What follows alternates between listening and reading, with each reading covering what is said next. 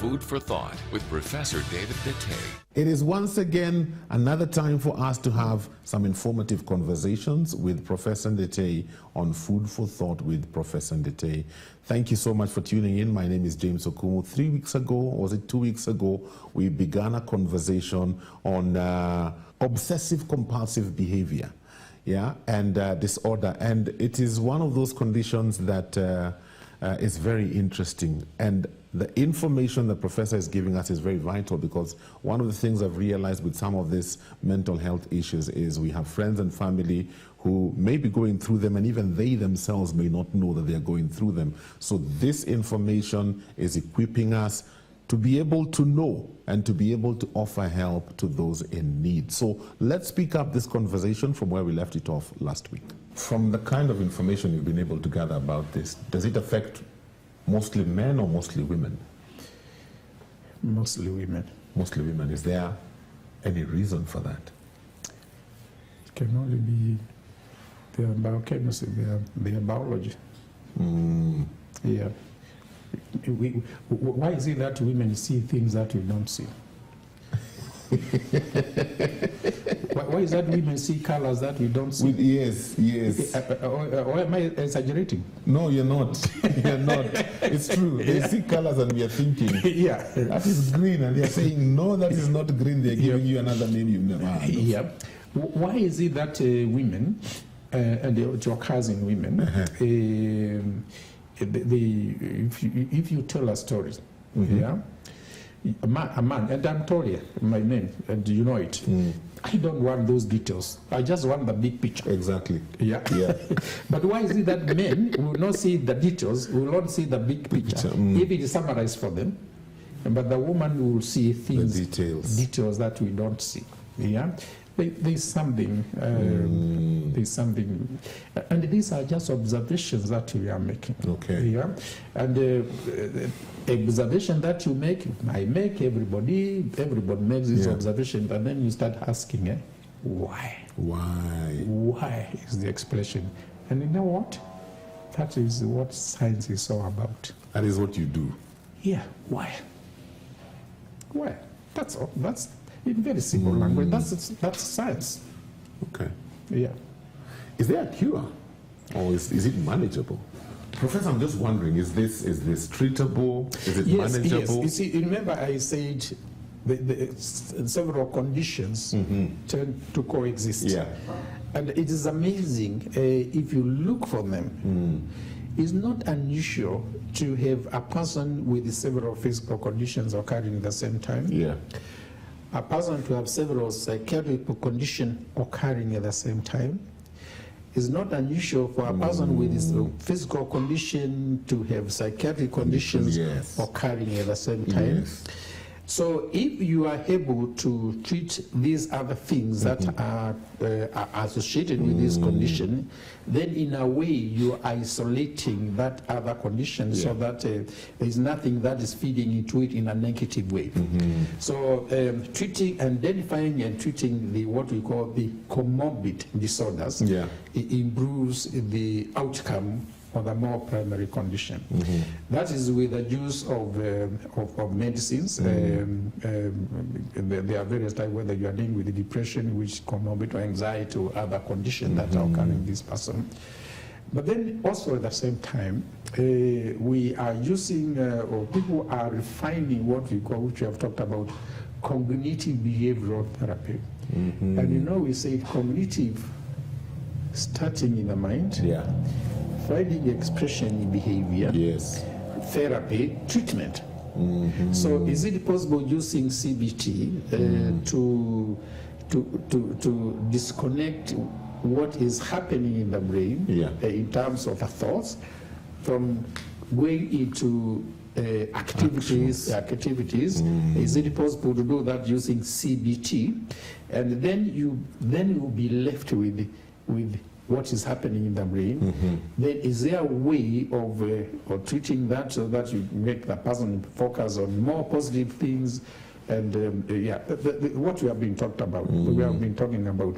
So with improvement of these methods, it's not as useless as, hopeless as it used to be. You don't have to have a rubber band to snap it on you. That rubber band idea is not bad. It works for you. Yes, can snap you back into reality. What happens when somebody cannot access treatment? If this thing is just left, what's the most extreme case you've ever either read on or experienced? Devastating. Can be devastating. If you have a mother, just take the example of a mother. Yeah. So tormenting to her, and you don't know when she might just cross the border. What would happen? Yes. What would happen to this doctor colleague of ours if she had a gun? In her mind, she was just thinking of putting about and wondering how it travels through the brain and comes to the other side. What if she had a gun? Wow. So it can be devastating to the person and the torture, the depression that may go on. The mother may decide there is no way I am going to do I would rather kill myself rather than injure my child. So it's devastating depending on the severity. Okay. So you don't wait for it to take its natural course. Yeah. If you see it and you think you have it, look for help. And I keep on saying the most important person, shall I say, actually, the most important institution in treating mental disorders of any kind is the family. Oh yeah, you said that some time It's back. the most important, of course, admittedly, it's also the most violent institution. Yes. I remember we talked about that they as can well. also be the most supportive. Okay. I was looking at some literature the other day, I think a work done in Netherlands.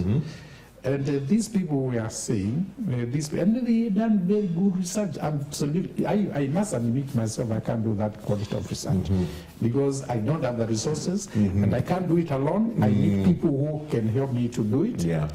I don't think we have the resources even here in Kenya to do that kind of work. And it's not very complicated. It is the kind of resources and the meticulous way of doing things. Yeah. And I can't do it myself, so I would also have to have people who are thinking about the same. And they were able to show. Can you believe that even people with severe psychiatric problems can be managed at home and get the same results? Yeah. So the family is very, very important. Yeah. And I think that's where we need to start. That's where people with these issues are noticed long before other people notice them. Yeah. Talk about it, engage them in a very constructive way. If there is nothing you can do, because they might also be feeling guilty that how can I be so cruel to my people? I'm causing problems. These are people who know that there's something that is happening with them. Yeah. There's a problem, but they don't know how to do it. And they don't want to be misunderstood. They don't want to be ridiculed for opening and closing the door out throughout the night. But if they are in an environment where they feel understood, I think it makes a lot of sense. I think it's all human. We need to belong. Yeah. Now, earlier on, you had said the most affected people are the people around this person. Yes. How do they get affected? They get affected, like in the case of the husband, the wife or the gentleman we are talking about, who wanted things arranged in a kind of way. Yes. As you say, enough is enough. Is enough. Yes. Yes, enough is enough in physical sense. Yeah. Yes. Wow. Unfortunately, our time is up for today. Thank you so much for being a part of Food for Thought with Professor Ndetey. As always, if there are topics you would want us to discuss, feel free to suggest them via SMS 20316 and WhatsApp 0786 316 316. Until next week, have a great weekend. Food for Thought with Professor David Ndetey. Thank you for watching. Remember, subscribe to our YouTube channel so that you can get notified whenever we upload new fresh content every day. Stay tuned and enjoy fresh, uplifting content.